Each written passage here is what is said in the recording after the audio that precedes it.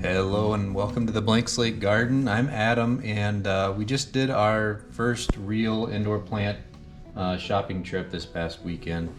And this is really what we got. We got a lot of the lemon cypress, really small versions, but we did get a couple of larger ones. And this is just the repotting, getting them into nicer pots for the winter here. So we'll go ahead and run through all of that. And really the main focus of doing this is to get started on topiaries. The lemon cypress is probably one of the nicest winter type of foliage you can have in the house, just because it does pop so much against like a dark background or interesting pots, or just a profusion of that chartreuse leaves or needles. Not really sure what you'd call them, but here we've got some European cypress as well. All of these need watered pretty constantly or consistently throughout the winter, at least, especially in these smaller pots. So these are going to get watered every day, and we're going to make sure that hopefully they'll be in 5 to 6 hours of sun at least. We've got a nice southeast, I guess, a couple facing windows that we can make sure we get a lot of light during the winter months, but definitely not cold hardy. I think zone 7 to probably maybe 11 on the lemon cypress, so really nothing that can be outside right now. So it is a good option for winter interest in just projects like this. So we do plan on having a lot of topiaries, and we've got a lot of boxwoods and arborvitaes that we've got prepped in the ground as well as in pots. So we're going to have those ready to go this spring for their first haircut. And I think just working on these lemon cypress and maybe one of the European cypress would be a good start, especially now when it's kind of boring in the winter. So we're just going to go ahead and finish potting these up, and I'll show you how I go about addressing my first topiary.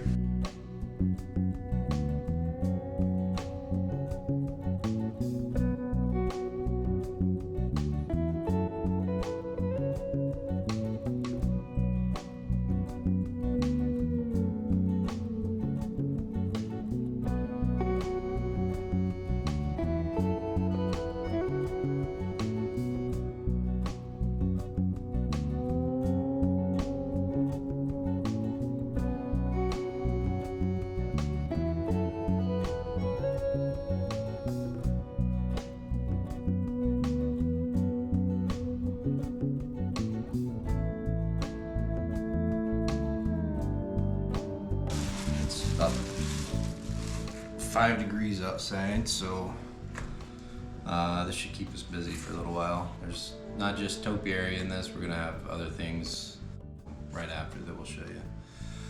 So this is the lemon cypress, which is zone maybe 7 to 10, I think, so it's definitely an indoor plant in the wintertime here. But I'm going to go ahead and inspect it, and we just picked these up this weekend. Got some really small ones, and then finally found a nursery that had a decent sized one here. So I'm just going to inspect what we've got and kind of figure out what kind of shape we can make 8 years down the road with that. It looks like there's kind of 2 trunks. So it looks like there's 2 trunks in here. This main one here at the top, and then we've got one here on the right that goes down. It's really hard to show you. Looks like right there we've got this guy on the right and that one on the left, so I don't know how far down that goes. Looks like he starts right there. So this one comes up, kind of this direction. This one on the right comes up this way, and then we've got the main one here. And then we've got a lot of offshoots. That my untrained eye, I'm not sure, are very worthy, so we're gonna try and just work with that. So I think what I'm gonna start out with is choosing the trunk that I want to train and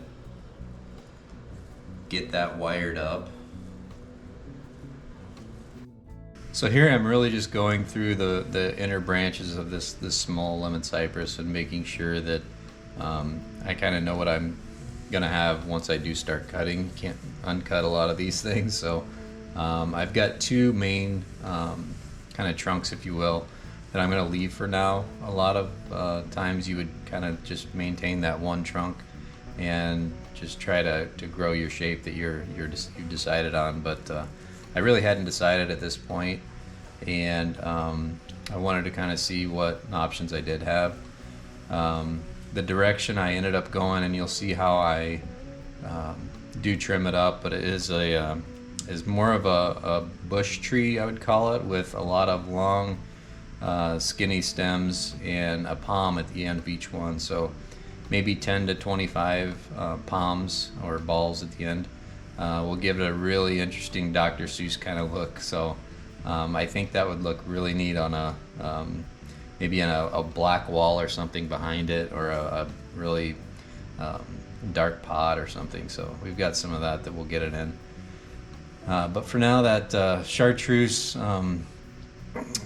ball at the end that I'm trying to work for is going to be kind of the work in progress. So once I do get these limbs trimmed down, it's not going to look very interesting for a while, so I do want to maintain and really focus on making sure this plant's getting watered, and even maybe a grow light to supplement anything that I can't get from that southeast facing window. But really just need to thumb through it here and do a lot of trimming, identify the branches that I do want to keep, the long branches, and train those out.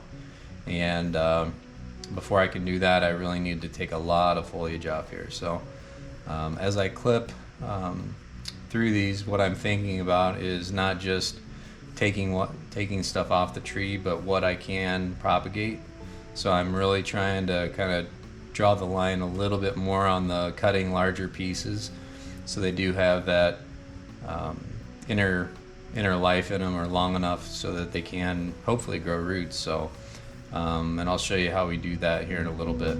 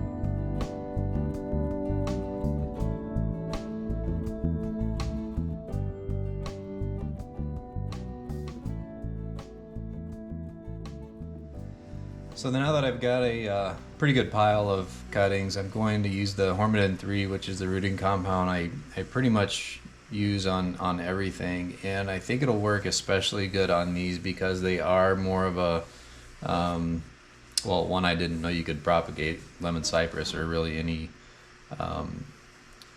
conifer, I guess, but two, it really works better, or it's a little stronger than you'd use on, say, a flower cutting you're trying to propagate, like a fuchsia or something. So I'm taking, I've dibbled a lot of holes for this because they are kind of pretty soft greenwood cuttings still, and just putting the hormone on, dusting it off, sticking it in, and I'm putting them in an old tray that I had that has actually got peat moss on the top and then sand at the bottom. So the idea is the peat moss is going to kind of retain some moisture. Sand will be kind of the inert media at the bottom. Hopefully it won't have a lot of fungal issues at the bottom part or layer. So I'm just, I really just had this left over from an earlier project, so I didn't really plan on propagating 70 lemon cypress cuttings today, but we've got them. Never pass up a chance to propagate, so we're going to go get them in, and we'll see how it goes in about 3 weeks. But really, I'm just finishing up the tray here. I'll get a lid on it and get it on a heat mat. The two main failures I have with propagating is, one, I don't keep the lid on where you see the moisture on the lid or the dome, and if you're not seeing that moisture on the dome, that means it's not humid on the inside. That means the leaf is transpiring and losing a lot of moisture throughout that 3 to maybe 2 month window that you're trying to propagate and grow those roots at the base. So as the plant or the cutting dries out, it's losing its life really, and chance to really send any nutrient or any power down to grow roots. So you're really just on the clock for growing roots. When you cut it, you've got a clock that started at that moment, and as it dries out, you're running out of time. So fastest way to kind of encourage that growth at the base, again, is to have a heat mat on it that's not super hot, but it's just warm enough to kind of warm that moisture or that water in the base, and it seems to create callousing on those bottom of those cuttings better.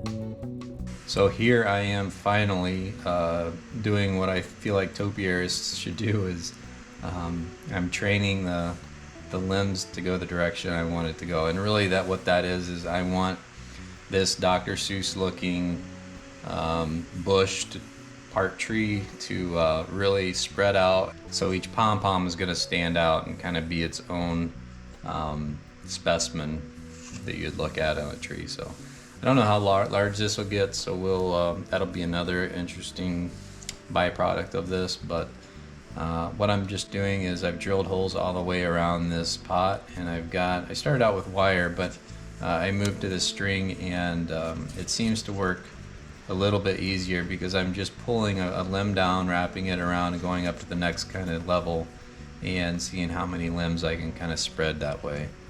But it seems to be working pretty well. It's not looking pretty, but I think here in maybe 6 months or less, depending on how much I have to give it a haircut, it'll start to look interesting, hopefully.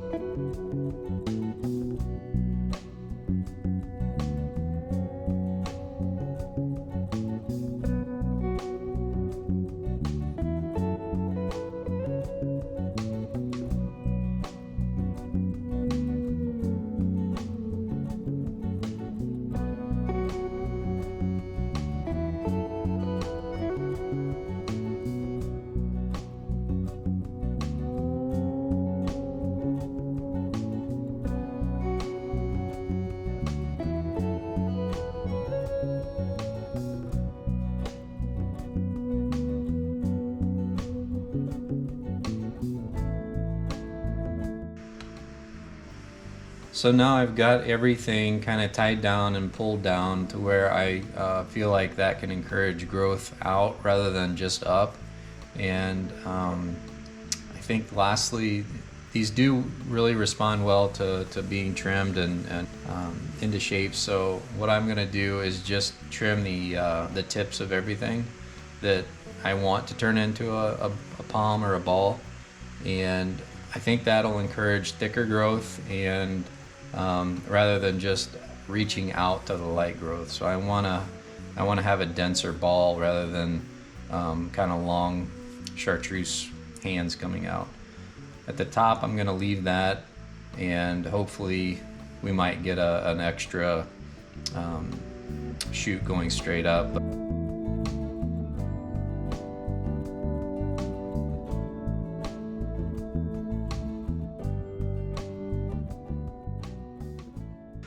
So for the most part, I think this has turned out pretty well. This is what I can envision as one of the topiaries I want in either my landscape outside or during the wintertime inside.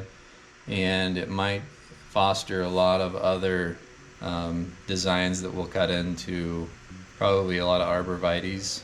We're going to have one garden specifically for topiaries and boxwood type winter interests. And if you are in the Chicago area, the garden center we got the larger one from is Chicago Bloom, I believe. They're on Instagram, very interesting place, and it's a good day trip even if you're not close, which is I think about 40 minutes from us, but it's a lot of fun and great crew running the shop. I encourage you to check it out, but otherwise, thanks for watching the video.